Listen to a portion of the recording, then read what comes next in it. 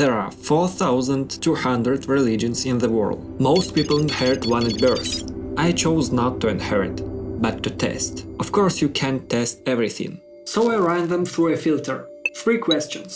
This is a map of my path. And the first filter, does God even exist? Look at this. 3,000 random letters. If I throw them on a table, will it spell war and peace? Of course not. But someone seriously believes that this is how the universe came into being.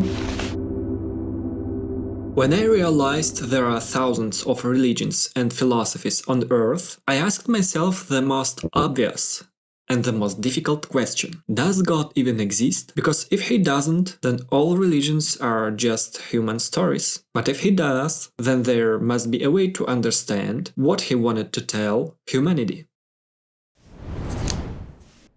I started simple. I began by looking at the world, at things we usually don't notice.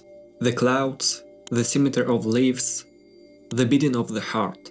Why are our ears on the sides of our heads and not on top, like a cat's? Why don't we feel ourselves rushing through space at 18 miles per second, faster than a bullet?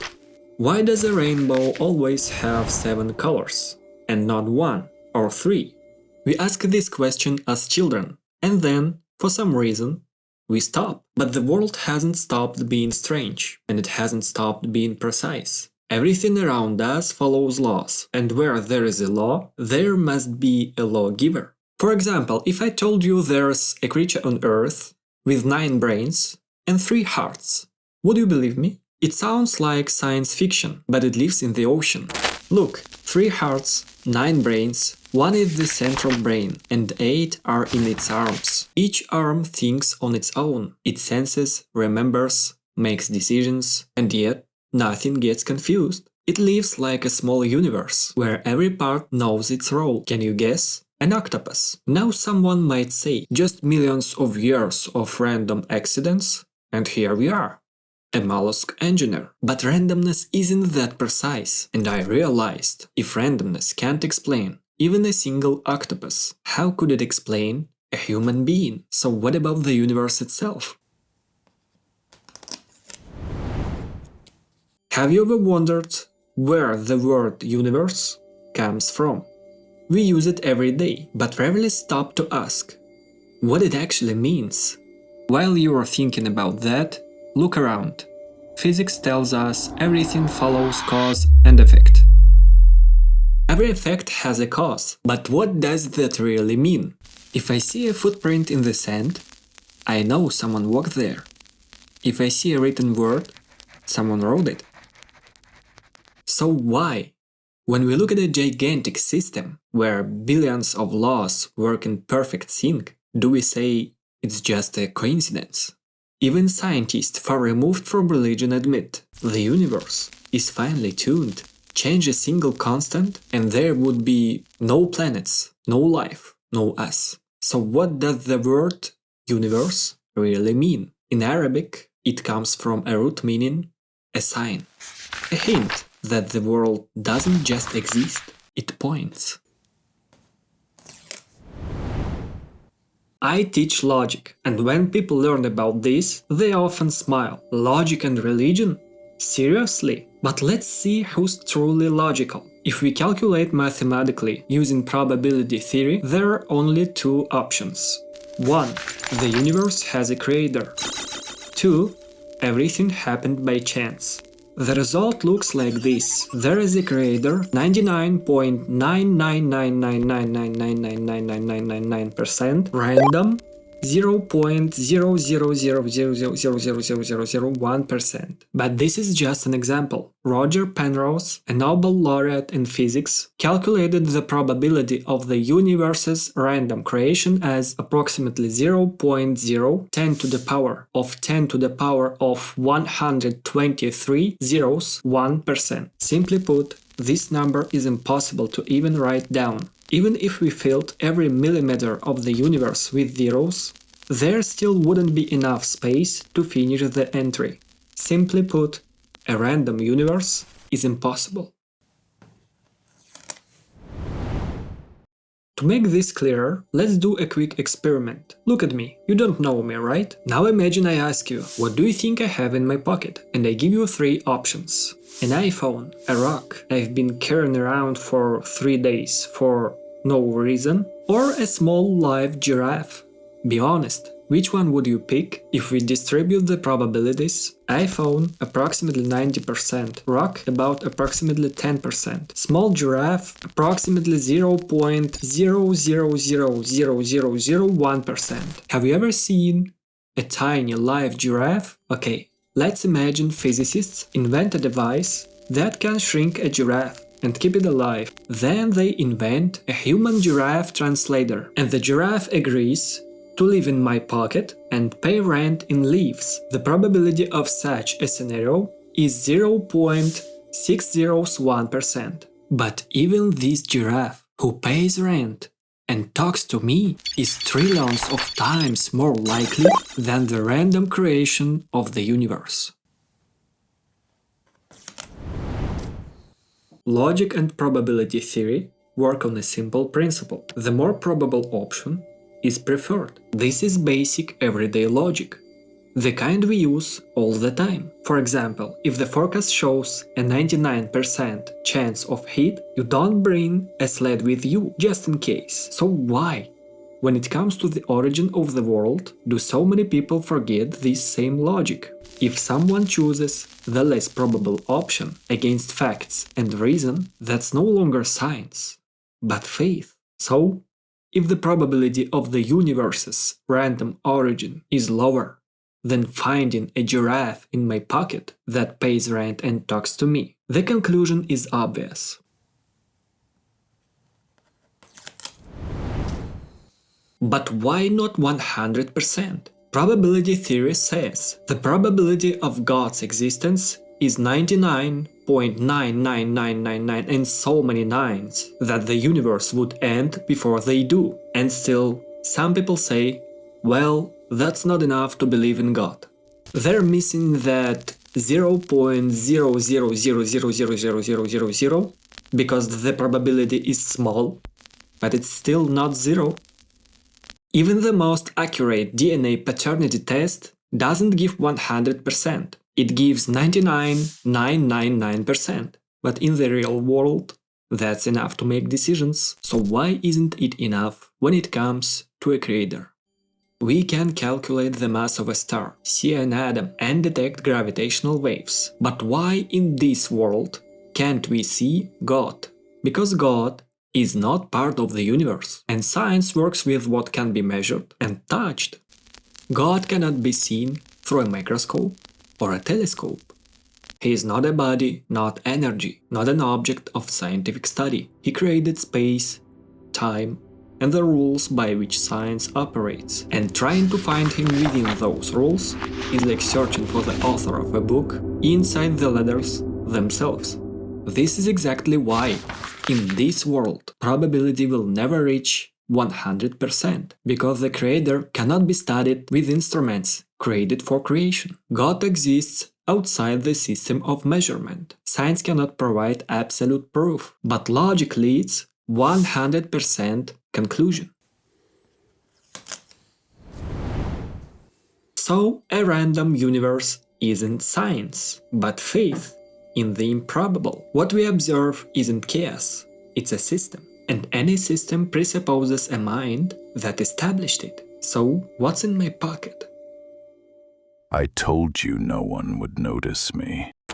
More logical than the random appearance of the universe. But it's not just a matter of matter. Why does a human being search for meaning? If life is nothing more than chemistry and atoms, why is a person capable of sacrificing himself for others? Why does injustice hurt us, even when it doesn't affect us personally? Where does our sense of good and evil come from, if there's no author of morality in the universe? Consciousness, conscience, and laws are not side effects of matter. They are signals from a system created by the omniscient, and to deny him is to believe in an absurdity that even chance wouldn't believe. Thus ended the first stage of my search. I could no longer say that it was all A coincidence? I'd reached my first conclusion. God exists. And so the next question is, who is he?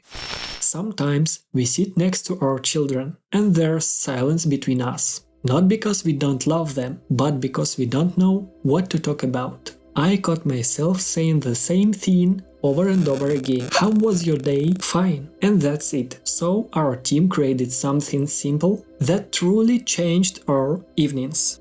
100 questions for children. These are questions that get a child talking about thoughts, fears, dreams. There's a general version and version for Muslim families. 1 page, 1 question. At home, on the road, before bed.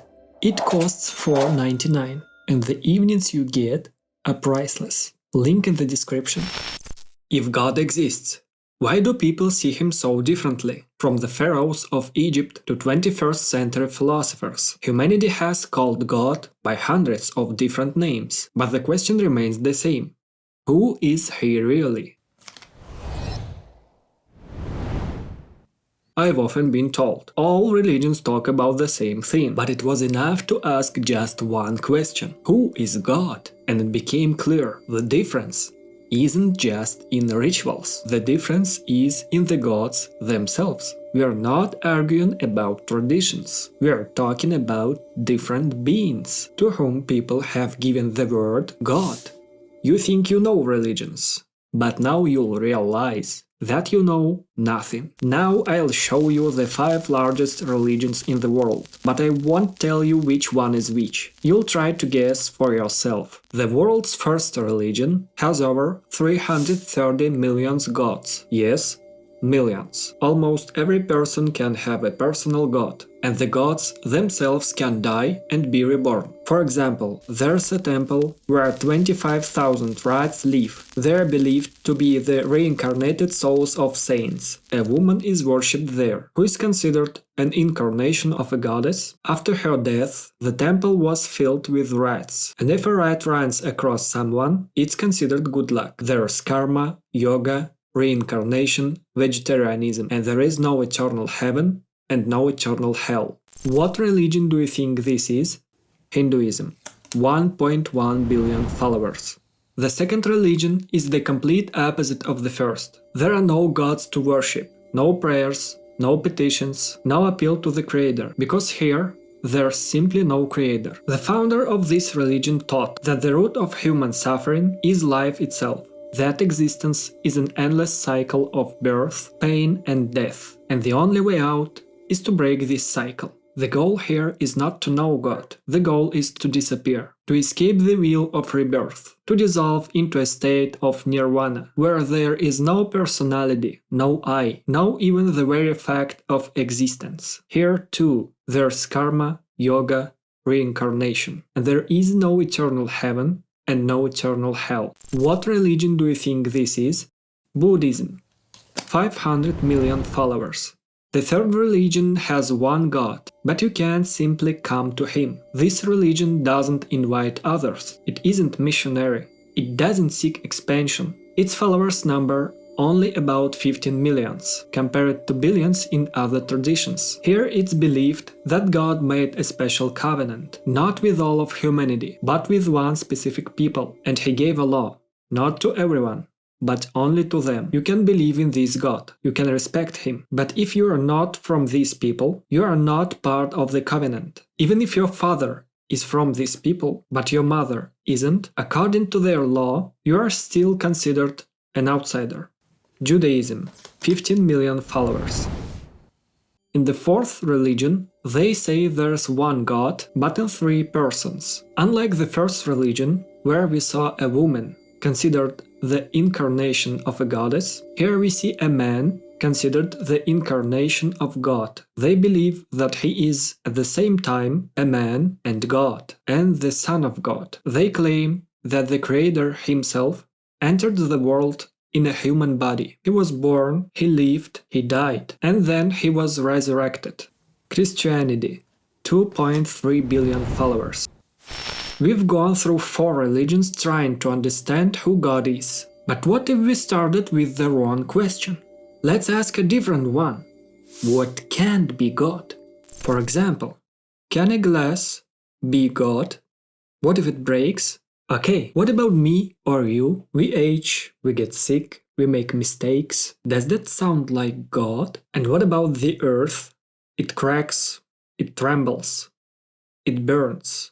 The universe, it expands, it changes, and one day it will disappear. And this is where the tension appears. If none of this is God, then who is He? It's here that the fifth religion astonishingly clearly answers both questions at once: who God is and what He cannot be.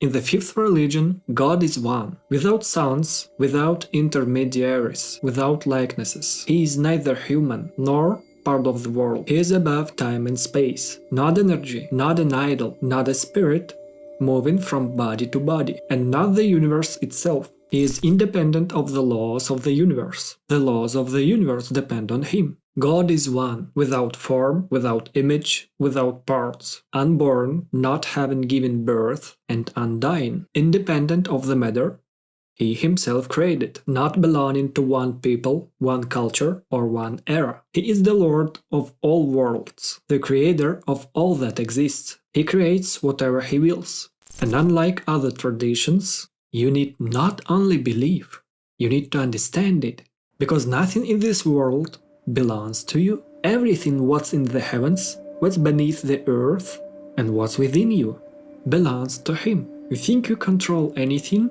Funny, the entire world you live in is not your territory.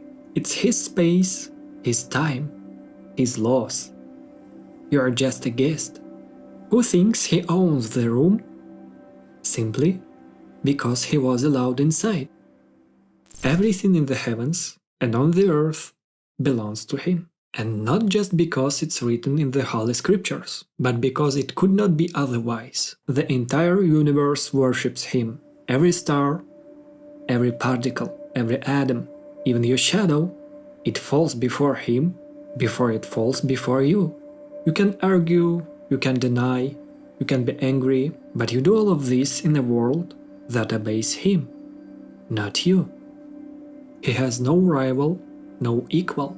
No one can say no to Him, because even the word no exists only by His permission. If He wills it, it has already happened. If He does not will it, it will never be. He says be, and you exist. He says do not be, and you disappear before you even understand what it means. You are but a grain of sand.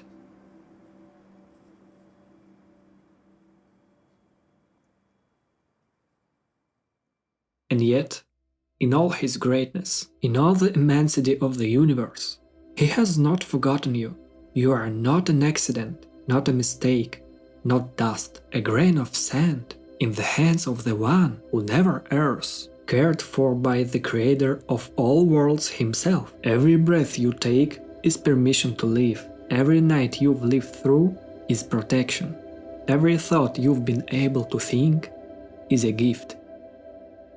He rules trillions of stars, yet He knows your voice, your thoughts, your breath. Every leaf that falls does so by His permission, and every tear you shed, every laugh you make as well. His care can be quiet. Sometimes it sounds like the beating of your heart. And if you make a mistake, He knows. But He does not stop giving you light. He does not need you, yet He holds you when you fall. Yes, you are a guest in His world, but this is the world of the host who cares for his guests more than they care for themselves. And the most amazing thing is, we can forget this. Wow, when I saw this description I realized this is the logic of the Creator, not human logic. And so the second stage of my search came to an end. The first filter gave me an answer: God exists. The second showed He is one, incomparable, unlike anything else. And it was exactly this concept, precisely without contradiction, that appeared in only one religion. You've probably already guessed what I'm talking about, but it wasn't the name that surprised me, it was the explanation. And so it's logical to ask the final question. If God created man, didn't he tell him why? I used to think like many people do. There are so many religions in the world, they must all be just different paths to the same God. What difference does it make which one you take? It sounds tolerant and convenient, but convenience is not a criterion for truth. What if some roads lead in completely different directions? I thought Judaism, Christianity and Islam were completely different stories, different gods, different ideas, different beginnings. But it was here that I found an explanation I had never encountered before. It explains everything differently. There has always been one God, and there has always been one faith. There were no different gods. There was one faith passed down through different people. From the very beginning, the first man was Adam, and he was also the first prophet. He was a Muslim. And here a logical question arises. How could he be a Muslim if Islam didn't exist yet? After all, it's considered the youngest religion. But what if we misunderstand the word Muslim? In this explanation, the word Muslim means someone who has submitted to God, not by passport, not by culture, not by era, but in essence. Muslim is not the name of a religion tied to a specific time, it is a description of a person's state in relation to their creator. Look, what is this called? In English it's black, in Arabic it's aswad, in Russian it's chorny, in Turkish it's siyah. Tell me, does the color change depending on the language you use? The words are different, the languages are different, the sounds are different, but the meaning is the same. This color is black.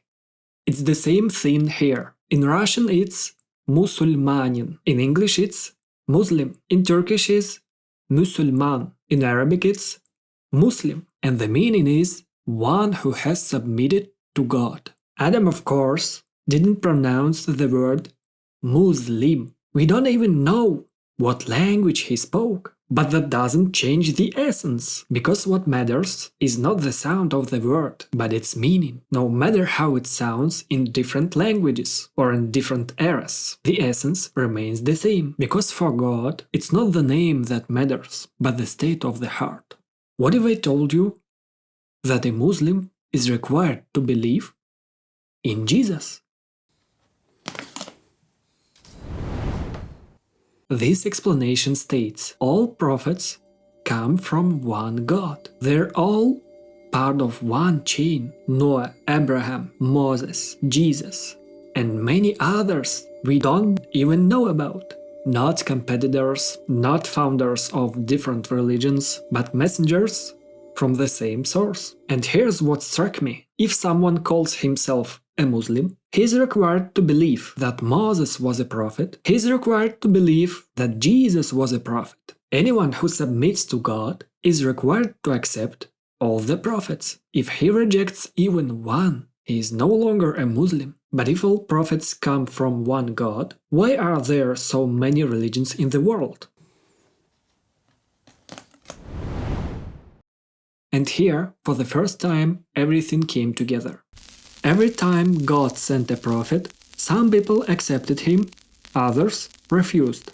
Those who refused to believe remained under the previous law, which had already been abolished. Those who accepted him moved forward, and so, over time, one faith turned into different traditions. Not because God changed, but because people changed. But what if the different names of God aren't different gods, but simply different languages?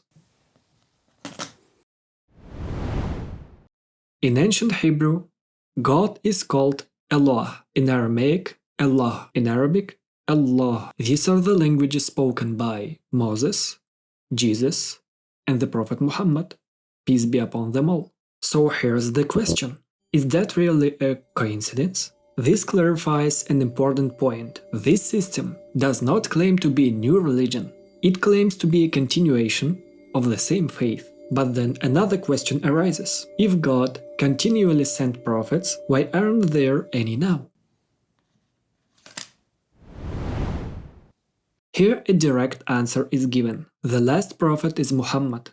Peace and blessings be upon him, the messenger for all humanity, not for one people or one era. And with him came the final scripture, relevant until the day of judgment. And at that moment, everything became clear to me. First filter: God exists. Second, he is unlike anything else. And third, he did not leave humanity without an answer. He sent prophets, he sent laws, and finally, he completed this chain. It was this explanation that proved to be the most coherent, not emotional, not convenient, but logical. And that is precisely why I converted to Islam, 2 billion followers.